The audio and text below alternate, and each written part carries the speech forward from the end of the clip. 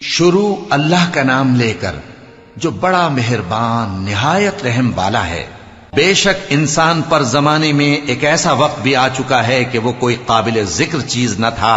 ہم نے انسان کو ملے جلے نطفے سے پیدا کیا تاکہ اسے آزمائیں، تو ہم نے اس کو سنتا دیکھتا بنایا، یقیناً ہم ہی نے اسے رستہ بھی دکھا دیا۔ اب خواہ شکر گزار ہو خواہ ناشکرا۔ بے شک ہم نے کافروں کے لیے زنجیریں اور طوق اور دہکتی آگ تیار کر رکھی ہے۔ جو نیکوکار ہیں وہ ایسی شراب پیئیں گے جس میں کافور کی آمیزش ہوگی۔ یہ ایک چشمہ ہے جس میں سے اللہ کے بندے پیئیں گے اور اس میں سے چھوٹی چھوٹی نہریں نکال لیں گے۔ یہ لوگ نظریں پوری کرتے ہیں اور اس دن سے جس کی سختی پھیل رہی ہوگی خوف رکھتے ہیں، اور باوجود کہ ان کو خود کھانے کی چاہت ہوتی ہے مگر فقیروں اور یتیموں اور قیدیوں کو کھلاتے ہیں، اور کہتے ہیں کہ ہم تم کو محض اللہ کی خوشنودی کے لیے کھلاتے ہیں، نہ تم سے بدلہ چاہتے ہیں اور نہ شکر گزاری۔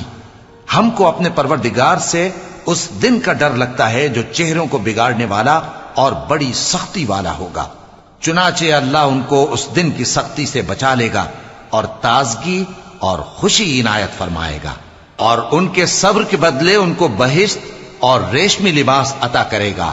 اس میں وہ تختوں پر تکیے لگائے بیٹھے ہوں گے، وہاں نہ دھوپ کی حدت دیکھیں گے نہ سردی کی شدت۔ ان پر درختوں کے سائے قریب ہوں گے اور میووں کے گچھے جھکے ہوئے لٹک رہے ہوں گے، اور خدام چاندی کے برتن لیے ہوئے ان کے ارد گرد پھریں گے، اور شیشے کے نہایت شفاف پیالے، اور شیشے بھی چاندی کے جو ٹھیک اندازے کے مطابق بنائے گئے ہیں۔ اور وہاں ان کو ایسی شراب بھی پلائی جائے گی جس میں ادرک کی آمیزش ہوگی۔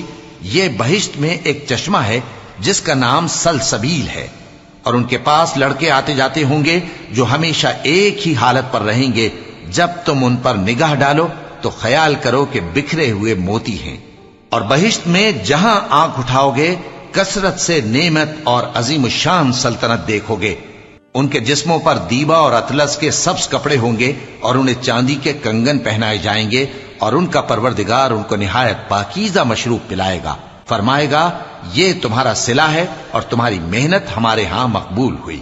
اے نبی صلی اللہ علیہ وآلہ وسلم، ہم نے تم پر قرآن بتدریج نازل کیا ہے، تو اپنے پروردگار کے فیصلے کے لیے انتظار کیے رہو، اور ان لوگوں میں سے کسی بدعمل اور ناشکرے کا کہا نہ ماننا، اور صبح و شام اپنے پروردگار کا نام لیتے رہو، اور رات کو بڑی دیر تک اس کے آگے سجدے کرو اور اس کی پاکی بیان کرتے رہو۔